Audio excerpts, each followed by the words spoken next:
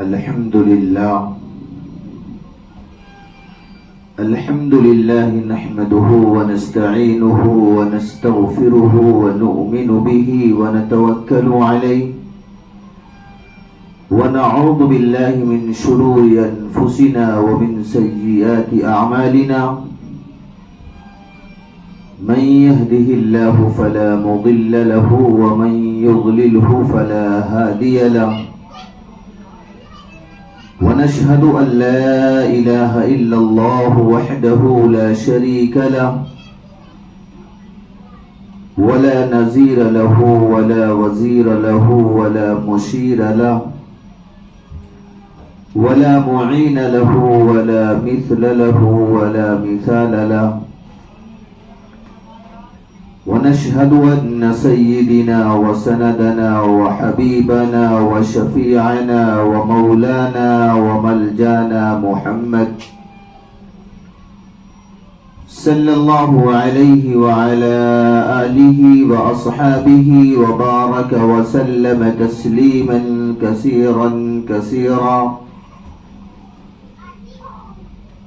أما بعد فأعوذ بالله من الشيطان الرجيم بسم الله الرحمن الرحيم قل اللهم مالك الملك تؤتي الملك من تشاء وتنزع الملك ممن تشاء وتعز من تشاء وتذل من تشاء بيدك الخير إنك على كل شيء قدير تولج الليل في النهار وتولج النهار في الليل وتخرج الحي من الميت وتخرج الميت من الحي وترزق من تشاء بغير حساب صدق الله العلي العظيم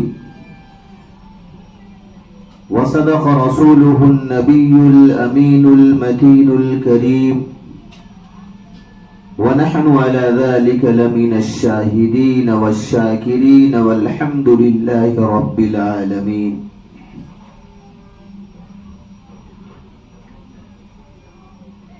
عزیزان گرامی، قابل احترام معزز حاضرین مجلس، میری پردہ نشین ماں اور بہنوں، السلام علیکم ورحمۃ اللہ وبرکاتہ۔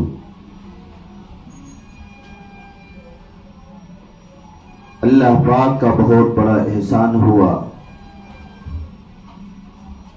کہ اللہ پاک نے ہم سب لوگوں کو دین کے نسبت سے دین کی کچھ باتیں کہنے اور سننے کی توفیق نصیب فرمائی۔ مزید کرم یہ فرمایا بارگاہ الہی نے کہ اللہ جل جلالہ و منوالہ کی امت میں پیدا فرمایا۔ اللہ نے ایسے نبی کا امتی بنایا جو سارے نبیوں سے افضل ہے، اور اپنے محبوب کو ایسی امت عطا فرمائی جو ساری نبیوں کی امتوں سے افضل ہے۔ ہم سب کے آقا جناب محمد رسول اللہ صلی اللہ علیہ وسلم حضرت سیدنا آدم علی نبینا علیہ السلام سے لے کر کے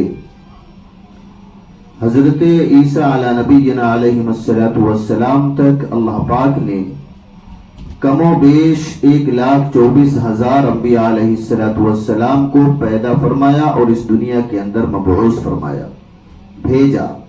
لیکن وہ مقام، وہ مرتبہ اور وہ عظمت، وہ شان، وہ بلندیاں اللہ پاک نے کسی نبی کو نہیں عطا فرمائی۔ اللہ پاک نے اپنے محبوب جناب محمد رسول اللہ صلی اللہ علیہ وسلم کو جو مقام، جو مرتبہ عطا فرمایا، راوی لکھتے ہیں کتابوں کے اندر کہ سارے نبیوں سے افضل امام الانبیاء خاتم الرسول سیدنا حضرت محمد مصطفیٰ صلی اللہ علیہ وسلم کی ذات ہے۔ جس نبی کو راستہ چلتے ہوئے درخت دیکھتے تھے تو سلام کرنے پر مجبور ہو جاتے تھے، جس نبی کے انگلی کے اشارے سے چاند کے 2 ٹکڑے ہو گئے، جس نبی کے انگلی مبارک کے اشارے سے ڈوبا ہوا سورج نکل آیا، اگر وہی نبی اپنے نبوت والے ہاتھ کو زمین پر یا پیالہ تشتری کے اندر رکھ دیں تو انگلیوں سے پانی کے چشمے جاری ہو جائیں۔ ہم سب ایسے محبوب نبی کی امت ہیں، اور اللہ نے فرمایا میرا محبوب کر کے فرمایا۔ کہیں پر مزمل کہا، کہیں پر مدثر کہا، کہیں پر یاسین کہا، کہیں پر طٰہٰ کہا۔ اور ہم ایسے محبوب نبی کی محبوب امت ہیں جس کو قرآن نے کہا کنتم خیر امت اخرجت للناس تأمرون بالمعروف وتنہون عن المنکر وتؤمنون باللہ۔ اللہ پاک فرماتے ہیں کہ تم بہترین امت ہو۔ اللہ نے یہ کسی امت کے لیے لقب القاب نہیں عطا فرمایا، قرآن شاہد ہے۔ اللہ پاک نے کلام اللہ شریف کے اندر یہ ارشاد فرماتا ہے کنتم خیر امت اخرجت للناس، تم بہترین امت ہو، تأمرون بالمعروف وتنہون عن المنکر وتؤمنون باللہ، کہ تم بہترین امت ہو، تم اس لیے پیدا کی گئی ہو کہ تم دوسروں کو بھلائی کی طرف بلاتی ہو اور برائیوں سے روکتی ہو، لوگوں کو لا الہ الا اللہ کی دعوت دے کر لوگوں کو جہنم سے بچا کر جنت میں جانے والے میرے بندوں کو بناتی ہو، میری پہچان کرواتی ہو کہ میں کون ہوں۔ قرآن کہتا ہے قل هو اللہ احد، اللہ ایک ہے، اور یہ امت کہتی ہے میرا رب ایک ہے، اس کے سوا کوئی معبود نہیں، وہ اکیلا ہے، اسی کی بادشاہت زمین و آسمان پر ہے، اسی کی بادشاہت ذرے ذرے پر ہے، یہاں تک کہ سمندر کے قطرے قطرے پر اسی کی بادشاہت ہے، شجر کے پتے پتے پر اسی کی بادشاہت ہے۔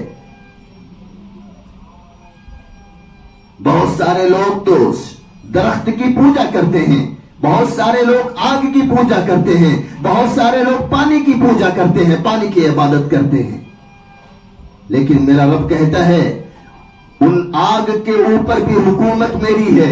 اے نادانو، اے کم ظرفوں، جس پانی کی تم عبادت کرتے ہو اس پانی کے اوپر بھی حکومت میری ہے، جس شجر کے اوپر تم عبادت کرتے ہو، جس شجر کے سامنے اپنے ماتھے کو ٹیکتے ہو اس کے اوپر بھی حکومت میری چلتی ہے۔ سورج کی عبادت کرتے ہو، اس سورج کے اوپر بھی میری حکومت کرتی ہے، میرے حکم کے بغیر وہ 1 سیکنڈ نہ پہلے نکل سکتا ہے اور نہ 1 سیکنڈ پہلے غروب ہو سکتا ہے، یعنی ڈوب سکتا ہے۔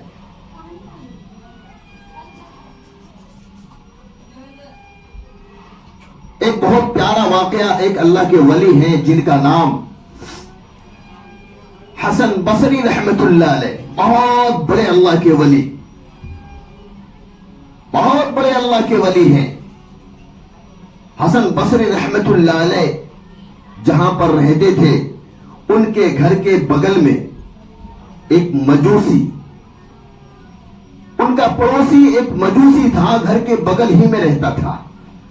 مجوسی کہتے ہیں آگ کی پوجا کرنے والوں کو، آگ کی عبادت کرنے والوں کو مجوسی کہتے ہیں، آگ کی عبادت کرنے والوں کو۔ اللہ کے ولی حسن بصری رحمت اللہ علیہ ان کو بارہا اپنے دعوت دیتے تھے، ان کو بارہا دعوت دیتے تھے کہ پڑھ لو کلمہ لا الہ الا اللہ محمد الرسول اللہ صلی اللہ علیہ وسلم، کامیاب ہو جاؤ گے۔ لیکن وہ مجوسی کہتا تھا نہیں، میں تو آگ کی پوجا کرتا ہوں، آگ کی عبادت کرتا ہوں، ہمارا لین دین اپنی جگہ پر ہے، ہم پڑوسی ہیں، ہمارے حقوق اپنی جگہ پر ہیں، لیکن آپ جس کی عبادت کرتے ہیں آپ اس کی عبادت کریں، اور ہم جس کی عبادت کرتے ہیں ہم اس کی عبادت کریں گے، ہمارے کام میں مداخلت مت کیجیے۔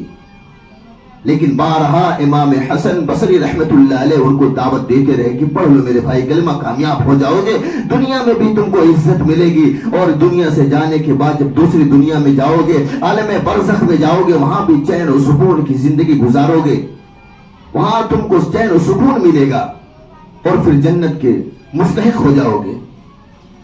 لیکن وہ مجوسی جو تھا وہ کہتا تھا نہیں، ہم آگ کی عبادت ہمارے باپ داداؤں سے کرتے چلے آئے، ہم بھی کرتے ہیں۔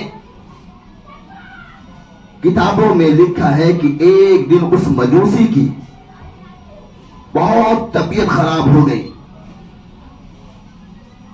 لوگوں نے کہہ دیا کہ اب ان کا آخری وقت ہے، علاج کرنے والے ڈاکٹروں نے، طبیبوں نے، حکیموں نے بتا دیا کہ اب ان کا آخری وقت آ گیا ہے، اب ان کا انتقال ہونے والا ہے، یعنی علاج کرنے سے منع کر دیا ڈاکٹروں نے، حکیموں نے، طبیبوں نے۔ اور یہ بات جب امام حسن بصری رحمت اللہ علیہ کے کان میں پڑتی ہے، اللہ کے ولی کے کان میں جب یہ آواز جاتی ہے کہ میرا پڑوسی جو ہے، جو آگ کی عبادت کرتا ہے، جو آگ کو پوجتا ہے، جو آگ کی عبادت کرتا ہے، جس کو میں ہمیشہ لا الہ الا اللہ کی تلقین کرتا تھا، جن کو میں دعوت دیتا تھا کہ لا الہ الا اللہ پڑھ لو، کامیاب ہو جاؤ گے، دنیا بھی تمہارے قدموں میں ہوگی، آخرت بھی تمہارے قدموں میں ہوگی، وہ کہتا تھا نہیں۔ کتابوں میں لکھا ہے کہ اس مجوسی جو تھا اس کی عمر تقریباً 80 سال تھی۔ جب یہ آواز جاتی ہے امام حسن بصری رحمت اللہ علیہ کے کان کے اندر، اللہ کے ولی فوراً دوڑتے ہوئے آتے، اس کے گھر پر آتے ہیں اور کہتے ہیں کہ بھائی ایک بار کلمہ پڑھ لے، آخری وقت ہے، کلمہ پڑھ لے، کامیاب ہو جائے گا۔ وہ مجوسی کہنے لگا نہیں، وہ سامنے دیکھ رہے وہ آگ جل رہی ہے، اس آگ کی میں عبادت 80 سال سے کرتا آ رہا ہوں، اس آگ کی عبادت میں 80 سال سے کرتا آ رہا ہوں، اور میں اسی کی عبادت کروں گا۔ اللہ کے ولیوں کی بھی کرامت ہوتی ہے۔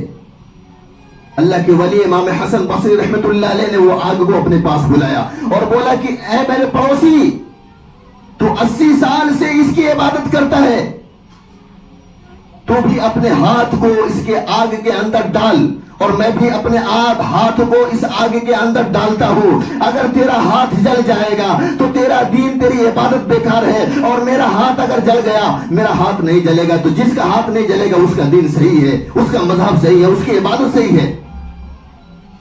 اس نے کہا، مجوسی نے کہا نہیں، میں نہیں ڈال سکتا ہوں۔ اللہ کے ولی امام حسن بصری رحمت اللہ علیہ کہنے لگے کہ کیوں نہیں ڈال سکتے ہو، تم نے اس کی عبادت 80 سال تک کی ہے، جس کی تم عبادت کرتے ہو تم کو جلا سکتا ہے کیا؟ نہیں جلا سکتا۔ کتابوں میں لکھا ہے کہ امام حسن بصری رحمت اللہ علیہ، اللہ کے ولی لا الہ الا اللہ محمد رسول اللہ پڑھ کے اپنے ہاتھ کو آگ کے اندر ڈال دیے اور کہے کہ مجوسی بھائی، میرا پڑوسی بھائی، جب تک تو نہیں بولے گا کہ اے امام حسن بصری رحمت اللہ علیہ اپنے ہاتھ کو نکال، اے حسن بصری اپنے ہاتھ کو آگ سے نکال، تب تک میں اپنے ہاتھ کو نہیں نکالوں گا، اور تو جب بولے گا تبھی نکالوں گا۔ ہاتھ کو آگ کے اندر ڈالے ہوئے ہیں۔ کتابوں میں لکھا ہے کہ وہ مجوسی کافی دیر کے بعد کہنے لگے، حسن بصری اب تو ہاتھ کو نکال لے۔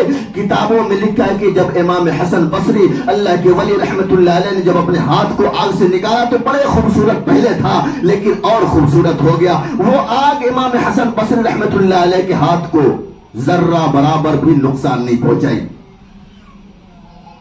یہ دیکھ کر کے وہ مجوسی کہنے لگا، اے حسن بصری ایک مرتبہ مجھے کلمہ پڑھا دے، اب کلمہ پڑھا دے مجھے۔ کتابوں میں لکھا ہے کہ امام حسن بصری رحمت اللہ علیہ اللہ کے ولی اٹھتے ہیں اور اس مجوسی کو اپنے سینے سے لگاتے ہیں۔ اپنے سینے سے لگانے کے بعد ایک آواز بلند ہوتی ہے، اشہد ان لا الہ الا اللہ واشہد ان محمد عبدہ ورسولہ۔ وہ مجوسی جو تھا وہ کہنے لگا، اب تو میں اسلام کے اندر داخل ہو گیا، اے اللہ کے ولی اب میں مسلمان ہو گیا، اب میں نے کلمہ پڑھ لیا۔ اب سامنے ایک چمڑے کا ٹکڑا رکھا ہوا ہے، اس ٹکڑے پر صرف 3 بات لکھ دے، 3 بات لکھ دے، میں سمجھوں گا میں کامیاب ہو گیا۔ کیونکہ میں نے اپنی پوری زندگی 80 سال کی زندگی میں نے آگ کی پوجا میں لگا دی، آگ کی عبادت کرنے میں گزار دی ہے۔ میں اللہ کے ساتھ شرک کرتا تھا۔ اور اس چمڑے کے ٹکڑے پہ 3 بات لکھ دے۔ اللہ کے ولی امام حسن بصری رحمت اللہ علیہ پوچھنے لگے کہ اے میرے بھائی وہ کیا لکھنا ہے؟ بولے لکھ دو اس کے اوپر کہ اللہ پاک سے کہ میں امام حسن بصری ہوں۔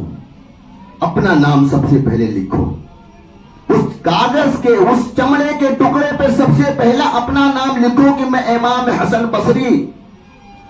میں نے میرا نام لکھو کہ ان کو کلمہ پڑھ کر میں نے مسلمان کروایا، ان کو کلمہ پڑھا کر مسلمان اسلام کے اندر داخل کروایا۔ اور تیسری بات لکھو کہ ان کو قبر کے اندر عذاب نہ ہو۔ امام حسن بصری رحمت اللہ علیہ کھڑے ہو گئے اور کہنے لگے یہ کام کیسے کر سکتا ہو؟ یہ کام میں نہیں کر سکتا۔ اللہ کے سامنے کوئی سفارش کرے یہ کوئی نہیں کر سکتا، کیونکہ قرآن میں اللہ پاک نے 3 پارے میں فرمایا ہے، جس کو ہم آیت الکرسی کہتے ہیں، اس کے اندر اللہ پاک نے بڑے خوبصورت انداز میں کہا اللہ لا الہ الا هو الحی القیوم لا تأخذه سنة ولا نوم له ما فی السماوات وما فی الارض۔ من کا لفظ آتا ہے، من کا مطلب ہوتا ہے عربی میں کون۔ من ذا الذی یشفع عنده الا باذنہ یعلم ما بین ایدیہم وما خلفہم۔ اللہ پاک کہتا ہے کون ہے وہ جو میرے سامنے سفارش کروائے گا؟ کون ہے وہ؟ کس کی ہمت ہے، کس کی ضرورت ہے میرے سامنے جو سفارش کسی کی کروا دے؟ میں زمین و آسمان کا پیدا کرنے والا ہوں۔ امام حسن بصری رحمت اللہ علیہ کہنے لگے نہیں نہیں بھائی یہ کام میں نہیں کر سکتا، کیونکہ میرا رب کہہ رہا ہے کہ کون ہے، کس کی ہمت اور جرت ہے میرے سامنے سفارش کرنے کی؟ وہ تمہاری دنیا رہی ہوگی، تم بلشٹروں کے سامنے، تم جج کے سامنے، تم وکیلوں کے سامنے، تم جا کر کے اپنے محلے کے بڑے لوگوں کے سامنے، چودھریوں کے سامنے، طاقتوروں کے سامنے تم دوسرے کی سفارش کروا سکتے تھے، لیکن میرے سامنے کون ہے وہ جس کی ضرورت ہے سفارش کروانے کی؟ کس کے اندر ہمت ہے، طاقت ہے، قوت ہے؟ میں نہیں کر سکتا۔ بہت سارے لوگ اس جگہ پر بیٹھے تھے۔ وہ پڑوسی کہنے لگا جس نے کلمہ پڑھ کے اسلام کے اندر داخل ہوا تھا، کہنے لگا میری آخری خواہش ہے، آخری بات ہے، میری مان لو۔ سارے لوگوں نے کہا کہ حسن بصری لکھ دیجئے، اس میں کیا جاتا ہے، لکھنے میں کیا جاتا ہے، آپ لکھ دیجئے۔ امام حسن بصری رحمت اللہ علیہ اللہ کے ولی نے اس چمڑے کے ٹکڑے کو اٹھایا، اس کے اوپر لکھا کہ میں حسن بصری، میں نے اس نجوسی کو اسلام کے اندر کلمہ پڑھ کر داخل کروایا اور اس کو قبر کے اندر عذاب نہ ہو۔ جب اس شخص کے ہاتھ میں وہ چمڑے کا ٹکڑا دیا گیا، اس شخص نے سارے مجمع سے اور اپنے گھر والوں سے کہا جب میری موت ہو جائے، میری روح نکل جائے، مجھے کفن دفن دے کر کے قبر کے حوالے جب کیا جائے تو اس چمڑے کے ٹکڑے کو قبر کے اندر رکھ دینا۔ ہاتھ میں پکڑنے کے بعد جب وہ شخص نے وصیت کی کہ میرا تدفین جب ہو جائے تو میرے قبر کے اندر رکھ دینا، اتنے میں ان کی روح پرواز کر گئی۔ انا للہ و انا الیہ راجعون۔ ان کی روح پرواز کر گئی۔ ان کو نہلا دھلا کر کفن پہنا کر جب قبرستان لے کے گیا، امام حسن بصری رحمت اللہ علیہ نے اس کے جنازے کی نماز پڑھائی اور قبر کے اندر اتارنے کے بعد جب قبر میں لٹاتے ہیں اور وہ چمڑے کے ٹکڑے اس کے بغل میں رکھ دیتے ہیں، امام حسن بصری رحمت اللہ علیہ نے کہا کہ بھائی دے دو چمڑے کا ٹکڑا۔ لوگوں نے کہا نہیں، اس شخص کی وصیت ہے۔ رکھ دیا گیا، تدفین ہو گئی، مٹی دے دیا اور وہاں سے قبرستان سے سارے لوگ اپنے گھر پر آئے۔ امام حسن بصری رحمت اللہ علیہ جب پہنچتے ہیں اپنے گھر پر، کتابوں کے اندر لکھا کہ بہت رو رہے تھے۔ اللہ کے ولی اللہ سے بہت رو رہے تھے کہ مجھ سے غلطی ہو گئی، ورنہ آپ نے کہا کون ہے، کس کی ہمت ہے، کس کی جرت ہے میرے سامنے سفارش کرانے کی؟ اس اللہ کے ولی نے کتابوں میں لکھا ہے کہ عشاء کی نماز پڑھ کے آئے، بستر پر کچھ کھانا پینا کچھ بھی نہیں سوائے رونے کے، آنکھوں سے اشک جاری تھا، روتے روتے کتابوں میں لکھا ہے کہ امام حسن بصری رحمت اللہ علیہ اللہ کے ولی سو جاتے ہیں اور سونے کے بعد خواب دیکھتے ہیں کہ وہ جو شخص تھا جو مجوسی تھا جس کو میں نے کلمہ پڑھایا اور کلمہ پڑھنے کے بعد وہ اسلام کے اندر داخل ہوا، فوراً اس کی روح نکل گئی، وہ جنت میں گھوم رہا ہے، جنت میں گھوم رہا ہے، سیر کر رہا ہے۔ امام حسن بصری رحمت اللہ علیہ اللہ کے ولی پوچھتے ہیں کہ میرے بھائی تم تو جنت میں؟ بولے ہاں۔ بولے پھر وہ چمڑے کا ٹکڑا میرا؟ بولے کون سا چمڑے کا ٹکڑا؟ ارے وہ جو بولے جو تمہاری وفات سے پہلے تم نے لکھوایا تھا وہ چمڑے کا ٹکڑا کہاں ہے؟ اس نے کہا ہاں بھائی لے یہ تیرا چمڑے کا ٹکڑا ہے، اس کی کوئی ضرورت نہیں پڑی، مجھے جب تم لوگ دفن کر کے قبرستان سے باہر بھی نہیں نکلے تھے اللہ نے میرے قبر کو جنت کے باغات بنا دیے، میری قبر کو جنت تک کشادہ کر دیے اور میں اپنی جنت میں گھوم رہا ہوں، ابھی اپنی پوری جنت بھی نہیں دیکھا ہے۔ اتنے میں چونک کر اللہ کے ولی امام حسن بصری رحمت اللہ علیہ اٹھتے ہیں تو دیکھتے ہیں میرے ہاتھ میں وہی چمڑے کا ٹکڑا جو میں نے لکھ کے دیا تھا اس کی قبر میں رکھا گیا تھا، میرے ہاتھ میں وہ چمڑے کا ٹکڑا ہے۔ اللہ کے ولی امام حسن بصری رحمت اللہ علیہ فوراً اٹھتے ہیں اور وضو فرماتے ہیں، وضو کرنے کے بعد 2 رکعت نماز پڑھتے ہیں اور کہتے ہیں کہ اے الہ العالمین، اے رب کائنات، تم نے وہ مجوسی یعنی 2 مرتبہ اس نے کلمہ پڑھا ہے، پوری زندگی میں 2 مرتبہ کلمہ پڑھا ہے، 80 سال کی عبادت اس نے آگ کی عبادت کی ہے، 80 سال تک اس نے آگ کی پوجا کی ہے، 80 سال تک اس نے شرک کیا ہے، لیکن 2 مرتبہ پوری زندگی میں کلمہ پڑھا، 1 مرتبہ میں نے خود پڑھایا اور 1 مرتبہ جب اس کی روح نکل رہی اس وقت اس نے کلمہ پڑھا، اور اللہ پاک تم نے 2 مرتبہ کلمہ پڑھنے کے عوض میں اس کو اتنی بڑی جنت عطا فرما دی۔ ہماری عمر تو 50 سے 60 سال گزر جاتی ہے، 70 سال گزر جاتی ہے، ہم کلمہ ہمیشہ پڑھتے رہتے ہیں، تو اللہ پاک کیا ہم کو جنت نہیں ملے گی؟ اللہ پاک نے فرمایا، اللہ پاک غیب سے آواز آئی، اللہ کے ولیوں کو الہام ہوتا ہے، آواز آئی کہ اے میرے ولی، اے میرے محبوب بندے، تم ٹینشن مت لو، میرا کوئی بھی بندہ جو اس کلمے کو پڑھتا ہے میں اس کے اوپر جنت کو واجب کر دیتا ہوں۔ تو یہ کلمے کو ہم اس کلمے کی حقیقت کو نہیں سمجھ سکتے، کلمہ پڑھتے ہیں لیکن اس کلمے کو پڑھنے کے بعد صحابہ اکرام اپنی گردنیں بھی کٹوانا پسند کرتے تھے، شہادت نوش فرمانا پسند کرتے تھے، لیکن اس کلمے سے اپنے قدم کو ڈگمگانا پسند نہیں کرتے تھے۔ اللہ کے رسول صلی اللہ علیہ وسلم جب اس کلمے کی دعوت دینی شروع کی، بڑے ظلم ستم ڈھائے گئے ان کے اوپر۔ آقا مدنی جناب محمد الرسول اللہ صلی اللہ علیہ وسلم کو مکہ کے شریر دشمنوں نے کہا تھا کہ اے محمد اپنے یہ مشن سے باز آ جا، اور تجھے جو چاہیے حکومت چاہیے حکومت لے لے، تجھے اگر مال چاہیے مال لے لے، تجھے جو چیز چاہیے تو فرمائش کر، ہم حاضر کریں گے۔ اللہ کے پیارے رسول صلی اللہ علیہ وسلم نے فرمایا اگر میرے ایک ہاتھ میں سورج رکھ دو اور دوسرے ہاتھ میں چاند رکھ دو پھر بھی محمد اپنے مشن سے باز نہیں آئے گا، اس کلمے کی دعوت سے اپنے باز نہیں آئے گا، یاد کرے گا۔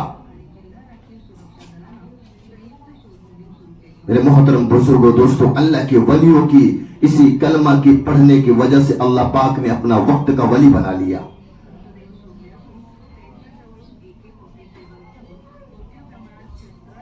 ایسے ایسے ولی بنائے اللہ پاک نے کہ وقت کا شرابی، وقت کا کبابی، وقت کا لٹیرے کو بھی اللہ پاک نے ولی بنا لیا۔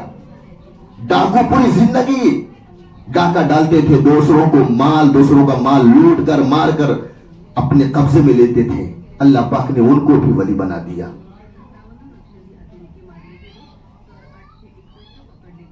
ایک بہت بڑے اللہ کے ولی اور ہیں جو کلیر شریف میں رہتے ہیں، کلیر شریف میں رہتے ہیں، بہت سارے لوگ ان کے مزار پہ بھی جاتے ہیں زیارت کے لیے۔ ان کا بچپن میں نام رکھا تھا ان کے والد محترم، ان کی والدہ محترمہ نے علی احمد، لیکن بعد میں جب اللہ نے ولادت جیسی دولت سے نوازا تو لوگوں نے ان کا نام دوسرا چینج کر دیا۔ صابر پاک کلیری رحمت اللہ علیہ بہت بڑے اللہ کے ولی ہیں. کلیہ شریف میں آج بھی ان کی مزار مبارک موجود ہے. ان کا معمول تھا کہ ظہر کی نماز جائے نماز پہ پڑھا کر اسی جگہ پر بیٹھ جاتے تھے اور اللہ کیا ذکر شروع کر دیتے تھے. ایک مرتبہ ظہر کی نماز کے لیے مسجد تشریف لائے اور نماز پڑھا کر اپنی حسب معمول اپنی جائے نماز پر بیٹھے ہیں. سارے پیچھے مقتدی بیٹھے ہوئے ہیں اور یہ خدا کا ورد کرنا شروع کر دیے, ذکر کرنا شروع کر دیے. اللہ اللہ اللہ اللہ اللہ اللہ اللہ اللہ. سارے جتنے پیچھے مقتدی تھے سب نے ذکر کرنا شروع کر دیا. اچانک باہر سے ڈھول تاشے کی آواز آنے لگی. ہم تو بغیر ڈھول تاشے کے کوئی کام ہی نہیں کرتے. اپنے بچوں کی شادی کراتے تو اس میں بغیر ڈھول تاشے کی نہیں. بٹے بھی کرتے ہیں اپنے بچوں کا مناتے ہیں, اس میں بھی ڈھول تاشا. ڈھول تاشا بجانا حرام ہے. صابر پاک کلیری رحمت اللہ علیہ بیٹھ کر ذکر فرما رہے. مقتدی پیچھے بیٹھے ہوئے, ان کے مریدین پیچھے بیٹھے ہوئے, ذکر میں سارے مشغول ہیں. اللہ اللہ اللہ اللہ کا ذکر ہو رہا ہے. اتنے میں باہر مسجد کے باہر ڈھول تاشے کی آواز آنے لگی. حضرت صابر پاک کلیری رحمت اللہ علیہ نے کہا, اپنے مرید کو بلایا. ایک 18-17 سال کا مرید تھا, نوجوان تھا, جس کا نام کتابوں میں ملتا ہے شمس الدین تھا.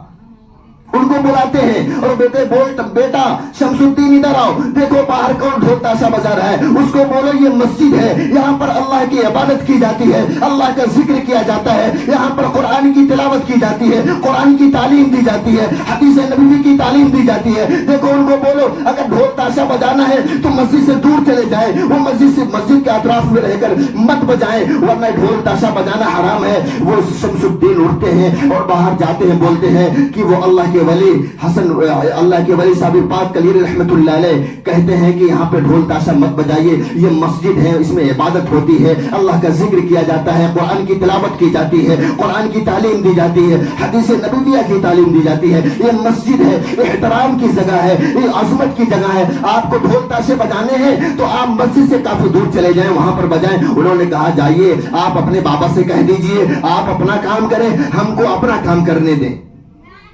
شمس الدین باہر سے آئے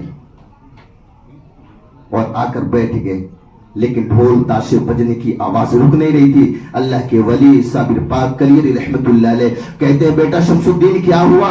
اللہ کے ولی جب کہا تو شمس الدین کہنے لگے کہ اللہ کے ولی وہ کہتے ہیں آپ اپنے بابا کو جا کر بولیں کہ وہ اپنا کام کریں, ہم اپنا کام کریں گے. بولے اچھا یہ بات ہے, وہ اپنا کام کریں گے. اور شمس الدین کو بولے اللہ کے ولی صابر پاک کلیری رحمت اللہ علیہ نے کہا اے صابر کھڑے ہو جا, وہ دیکھ مٹی کا پیالہ ہے نا, وہ مٹی کا پیالہ جس میں پانی پیتا ہوں, وہ مٹی کے پیالے کو سیدھا رکھا ہوا الٹ کے رکھ دے. شمس الدین نے کہا کہ دماغ کے اندر بات آئی کہ آخر وجہ کیا ہے, یہ بھائی مٹی کا پیالہ بولتے پلٹنے کے لیے. لیکن اللہ کے ولیوں کو بھی اللہ پاک نے کرامت عطا فرمائی تھی. شمس الدین اٹھتے ہیں اور جس پیالے کے اندر مٹی کا ٹیڑھا بیڑا پیالہ تھا, اس پیالے کو سیدھا تھا الٹا کر دیا. پھر ذکر میں مشغول ہو گئے. اللہ اللہ اللہ اللہ اللہ اللہ اللہ اللہ ذکر ہو رہا ہے.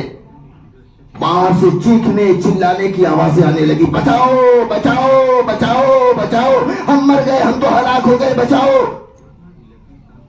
صابر پاک کلیری رحمت اللہ علیہ نے فرمایا شمس الدین بیٹا جا کے باہر دیکھو کہاں سے آواز آ رہی چیخنے اور چلانے کی. وہ باہر گئے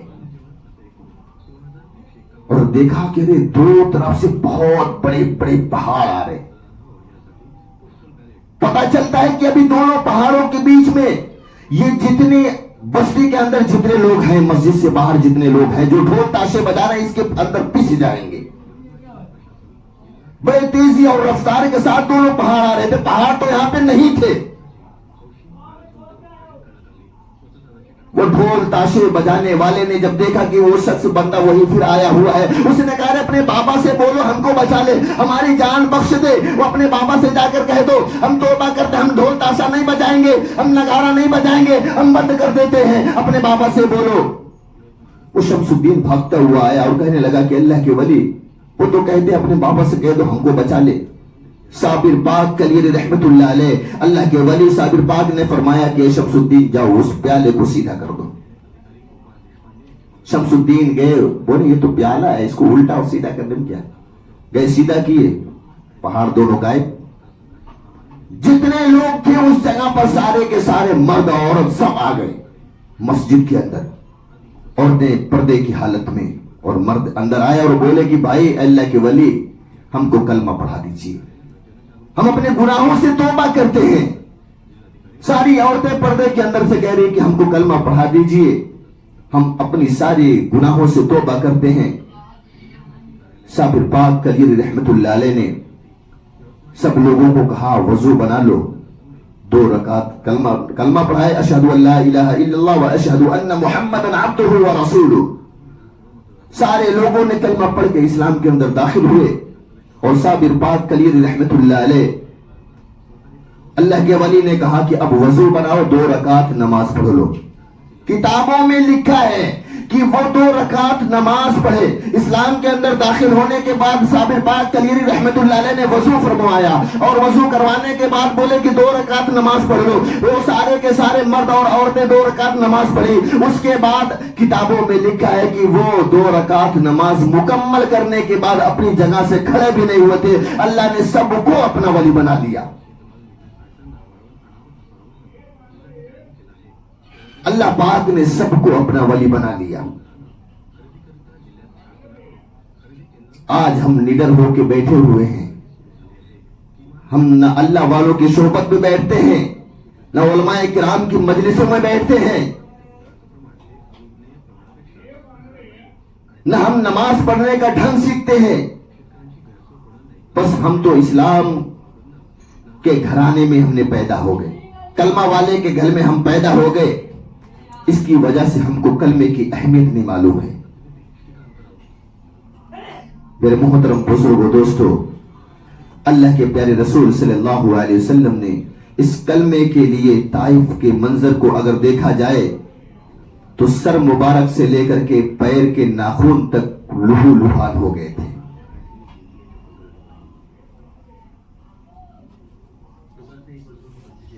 یہاں تک کہ مکہ کی زندگی آقا مدنی جناب محمد الرسول اللہ صلی اللہ علیہ وسلم کی دیکھا جائے تو نماز کی حالت میں آقا مدنی جناب محمد الرسول اللہ صلی اللہ علیہ وسلم ہے، اور مکہ کے مشرکین اعلان فرماتے ہیں کہ اس کے گھر میں اونٹ ذبح ہوا ہے، وہ اونٹ کی اوتھری لے کر کے آئے۔ یہاں تک کہ اونٹ نہیں ذبح ہوا تھا، اس کے باوجود مکہ کے مشرک بڑے بڑے جو تھے، چودھری جو اپنے آپ کو کہلاتے تھے، انہوں نے اونٹ کو ذبح کیا اور اوتھری نکالی اور لا کر کے آقا مدنی جناب محمد الرسول اللہ صلی اللہ علیہ وسلم کی ذات اقدس کے اوپر ڈال دی۔ روایتوں میں لکھا ہے کہ آقا علیہ السلام جب نماز کی حالت میں ہوتے تھے تو کبھی پٹے گلے کے اندر باندھ کے گھسیٹا جاتا تھا۔ جو قوم آقا علیہ السلام کو بچپن سے لے کر کے جب تک نبوت نہیں ملی تھی، آقا علیہ السلام کو نبوت 40 سال کی عمر میں ملی ہے، لیکن 40 سال سے پہلے بچپن سے لے کر کے مکہ کے لوگ صادق اور امین کے لقب سے پکارتے تھے۔ اللہ کے رسول صلی اللہ علیہ وسلم کو صادق کہتے تھے اور امین کہتے ہیں۔ صادق کہتے ہیں سچے کو اور امین کہتے ہیں امانت دار کو۔ لیکن جب یہ 40 سال کے بعد نبوت ملتی ہے آقا علیہ السلام کو، اس کے بعد جب لا الہ الا اللہ محمد الرسول اللہ کی دعوت دینی شروع کرتے ہیں تو لوگ وہی دشمن بن جاتے تھے، وہی لوگ پتھر مارے آقا علیہ السلام کو، تکلیف پہ تکلیف پہنچانی شروع کر دی، اپنے بیگانے ہونے لگے۔ آج ہم اس کلمے کی اہمیت کو نہیں سمجھے۔ حضرت سمیہ رضی اللہ تعالی عنہا نے اس کلمے کو نہیں چھوڑا، اپنی جان دے کر شہادت جیسی دولت قبول کرنا پسند کیا۔ مکہ کے مشرک جب پکڑ کر لے کے گئے تھے حضرت سمیہ رضی اللہ تعالی عنہ کو، اور کہا کہ کلمے کا اکفری بھی محمدی، اے سمیہ کلمے کا انکار کر دے، ایک بار کلمے کا انکار کر دے، ہم تم کو چھوڑ چھوڑ دیں گے، مکے کے اندر جو چاہے گی وہ تجھے عطا کر دیں گے، اگر کلمے کا انکار نہیں کرے گی تو ہم تجھے ہلاک کر دیں گے، تجھے مار ڈالیں گے۔ سمیہ نے کہا، کیا کہا سمیہ نے؟ رضیت باللہ ربا وبالاسلام دینا وبمحمد النبی صلی اللہ علیہ وسلم۔ جب پکڑ کر لے کر گئے تھے حضرت سمیہ رضی اللہ تعالیٰ عنہ کو، جب مارنا شروع کر دیے اور مکہ کے مشرکوں اور ظالموں نے، اور کہا اکفری بمحمد، ایک بار کلمے کا انکار کر دے، انہوں نے کہا نہیں۔ کسی نے آ کے سمیہ رضی اللہ تعالیٰ عنہ کے کان میں کہا کہ ایک مرتبہ انکار کر دو اور بول دینا کہ میں مدہوش تھی، بے ہوش تھی، ہوش میں نہیں تھی، میں نے ایک مرتبہ کلمے کا انکار کر دیا ہے۔ تو حضرت سمیہ رضی اللہ تعالیٰ عنہ کا کیا خوبصورت جواب تھا، اس نے کہا ابھی تو مجھے پتا چلا، ابھی تو میں ہوش میں آئی ہوں اور میں کلمے کا انکار کر دوں، میں مرنا پسند کر سکتی ہوں لیکن کلمے سے انکار کرنا پسند نہیں کر سکتی۔ اللہ پاک نے مجھے ایک جان عطا فرمائی، اگر 100 جان دی ہوتے تو اللہ پاک کی راہ میں 100 جان یہ سمیہ قربان کرنے کے لیے تیار رہتی۔ رضیت باللہ ربا وبالاسلام دینا وبمحمد النبی، میں راضی ہوں کہ میرا رب اللہ ہے، اور میں راضی ہوں کہ میرا دین اسلام ہے، اور میں راضی ہوں کہ میں امتی حضرت محمد مصطفیٰ صلی اللہ علیہ وسلم کی ہوں، میرا نبی حضرت محمد مصطفیٰ صلی اللہ تعالی علیہ وسلم ہے۔ رضیت باللہ ربا وبالاسلام دینا وبمحمد النبی۔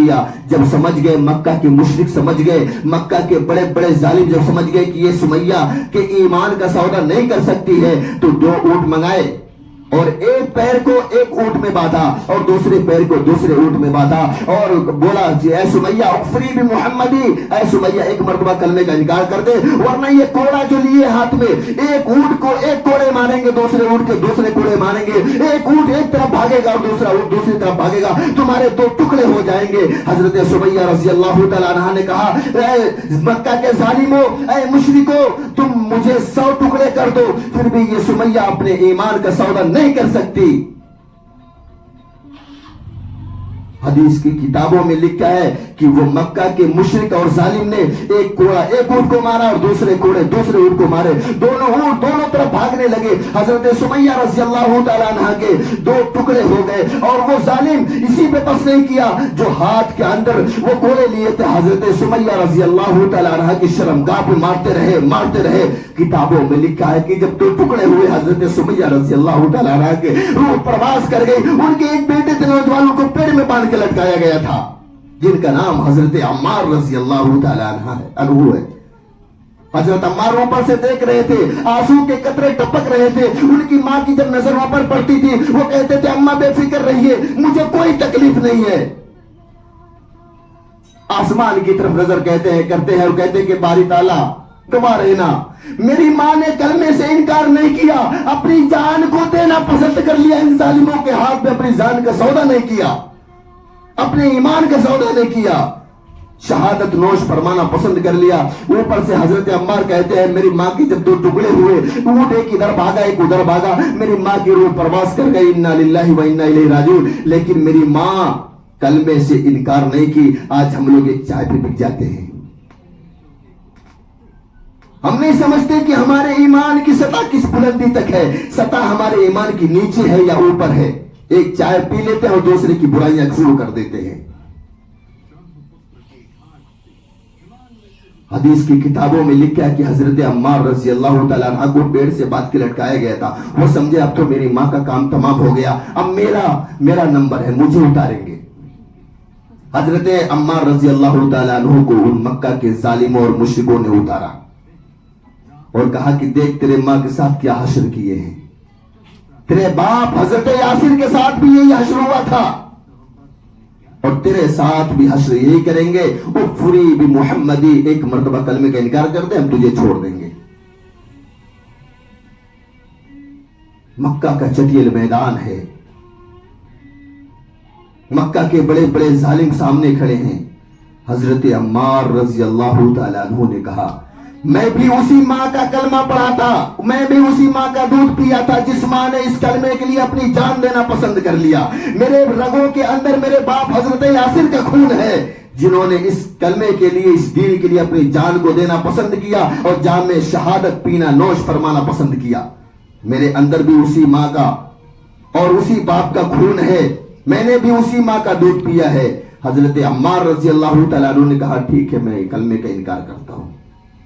بھاگتے ہوئے کہ وہ کافر چھوڑ دیے، مکہ کے مشرک چھوڑے، دوڑتے ہوئے ہانپتے کانپتے آقا مدنی جناب محمد عربی صلی اللہ علیہ وسلم کے پاس پہنچتے ہیں، اور مکہ کے اندر ایک ہلچل مچ جاتی ہے، کوہرام مچ جاتا ہے کہ حضرت عمار نے اپنے ایمان کا سودا کر لیا، حضرت عمار نے اپنے ایمان کا سودا کر لیا، حضرت عمار نے کلمے کا انکار کر دیا۔ اللہ کے رسول صلی اللہ علیہ وسلم کے پاس حضرت عمار رضی اللہ تعالیٰ عنہ پہنچتے ہیں اور کہتے ہیں کہ آقا علیہ الصلوۃ والسلام، میں کلمے کا انکار نہیں کرتا، میں بھی اسی ماں کا دودھ پیا تھا، سمیہ کا دودھ میں بھی پیا تھا، میری ماں نے کلمے کا انکار نہیں کیا، جام شہادت پینا پسند کر لیا، لیکن کلمے سے وہ نہیں پھری۔ میرے باپ حضرت یاسر کا خون میرے بدن کے اندر ہے، میرے باپ حضرت یاسر کا لہو میرے بدن کے اندر ہے، میرے باپ نے بھی جام شہادت نوش فرمانا پسند کیا تھا، لیکن وہ کلمے سے اور دین سے اپنے ایمان کا سودا نہیں کیا۔ اللہ کے رسول میں بھی نہیں کرتا، لیکن یہ آپ کو بتانے کے لیے میں مکہ کے اس چٹیل میدان سے بھاگتا ہوا، ہاپتا کاپتا ہوا آپ کے پاس آیا کہ آقا علیہ الصلوۃ والسلام کو اس کی خبر کون دے گا؟ اگر میں بھی کلمے کا انکار نہ کرتا تو آپ کو خبر نہیں ہوتی۔ اللہ کے رسول صلی اللہ علیہ وسلم، میں نے صرف اپنی زبان سے اقرار کیا ہے کہ میں نے اس کلمے کا انکار کیا، لیکن میرا بتانے کا مطلب صرف یہی تھا کہ میں آپ تک اس بات کو پہنچا دوں کہ میری ماں نے، حضرت سمیہ میری ماں ہے، 80 سال کی میری ماں تھی، ضعیف تھی، لا کر کے ان ظالموں نے اس طرح سے حرکت پیش کی، میرے ماں کے ساتھ اتنا بڑا ظلم کیا، میرے باپ کے ساتھ ظلم کیا۔ یہ بات میں آپ تک پہنچانے کے لیے صرف میں نے کلمے کا ان لوگوں کے سامنے انکار کیا ہوں، جبکہ میں نے دل سے نہیں کیا۔ اللہ کے رسول صلی اللہ علیہ وسلم کہنے لگے، مکے کے اندر سارے جو کافر تھے، مشرک تھے، وہ اعلان کرنے لگے عمار کا ایمان کا سودا ہو گیا، عمار نے اپنے ایمان کو سودا بیچ دیا، عمار نے اپنے ڈر کی وجہ سے اپنے کلمے کا انکار کر دیا۔ اللہ کے پیارے رسول صلی اللہ علیہ وسلم حدیث کی کتابوں میں لکھتا ہے کہ حضرت عمار کا ہاتھ اپنے ہاتھ میں پکڑا اور کعبہ شریف کے پاس لے کر آئے، بولتے ہیں کون ہے وہ جو کہتا ہے کہ عمار نے اپنے ایمان کا سودا کیا؟ کون ہے کہ وہ جو کہتا ہے کہ حضرت عمار نے کلمے کا انکار کیا؟ یہ محمد کا ہاتھ عمار کے ہاتھ میں ہے۔ میں کہتا ہوں سر کے بال سے لے کے پیر کے ناخن تک عمار نے اپنے اندر اور ایمان بھر لیا ہے۔ حدیث پاک میں لکھا ان عمارا قد ملیا، کہ عمار کا ایمان سر کے بال سے لے کر کے پیر کے ناخن تک بھر گیا۔ تو وہ لوگ ہوتے تھے جو کلمہ پڑھنے کے بعد کسی کو ایسا نہیں پہنچاتے تھے، جام شہادت پینا پسند فرماتے تھے، لیکن کسی کو تکلیف نہیں دیتے تھے، اپنے ایمان کا سودا نہیں کرتے تھے۔ آج ہم لوگوں کا المیہ کیا ہے؟ اسی نبی کا کلمہ ہم بھی پڑھتے ہیں جس نبی کا کلمہ صحابہ اکرام رضوان اللہ تعالی علیہ مجمعین کی جماعت پڑھی تھی، وہ ایسا کلمہ پڑھ کے اپنے ایمان کو مکمل کیے تھے کہ اللہ پاک نے قرآن کے اندر آیت کا نزول فرما دیا، اور اللہ کہتا رضی اللہ عنہم ورضوا عنہ کا پروانہ تھا، فرما دیا قرآن بھی شاہد ہے کہ میرے صحابہ تم مجھ سے راضی ہو، میں تم سے راضی ہوں۔ اللہ پوچھتا ہے کہ میرے صحابہ تم مجھ سے راضی ہو، اور یہی امت جب اس کلمے کی حقیقت کو جانی، اپنے رب کو پہچانی، حضرت محمد عربی صلی اللہ علیہ وسلم سے سچا عشق کیا، تو اللہ نے اپنے وقت کا ولی بنا دیا، اپنا محبوب ترین بندہ بنا دیا۔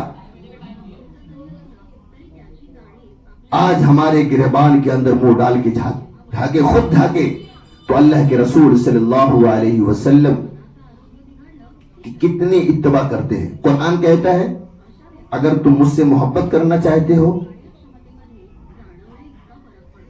باپ بیٹے سے محبت کرتا ہے، باپ بیٹے سے محبت کرتا ہے۔ ہم بھی اللہ سے محبت کرتے ہیں نا، کسی سے بھی پوچھے اللہ سے محبت کرتے ہو تو کہے گا ہاں ہم اللہ سے محبت کرتے ہیں۔ کیسی محبت ہماری ہے؟ اللہ نے کہہ دیا قل ان کنتم تحبون اللہ فاتبعونی، اے میرے محبوب اعلان فرما دیجئے اگر تم مجھ سے محبت کرنا چاہتے ہو، اے میرے بندو تم مجھ سے محبت کرنا چاہتے ہو تو فاتبعونی، میرے نبی کی اتباع کر لو۔ میرے نبی کی اتباع کیا ہے؟ اتباع کس کو کہتے ہیں؟ میرے نبی کی اتباع ہے ان کے چہرے پہ داڑھی تھی۔ آج ہمارے چہرے پر داڑھی ہے؟ اللہ کے رسول صلی اللہ علیہ وسلم کے چہرے سر مبارک کے اوپر امامہ رہتا تھا. آج ہمارے سر مبارک کے اوپر کیا رہتا ہے؟ سر کے اوپر کیا رہتا ہے؟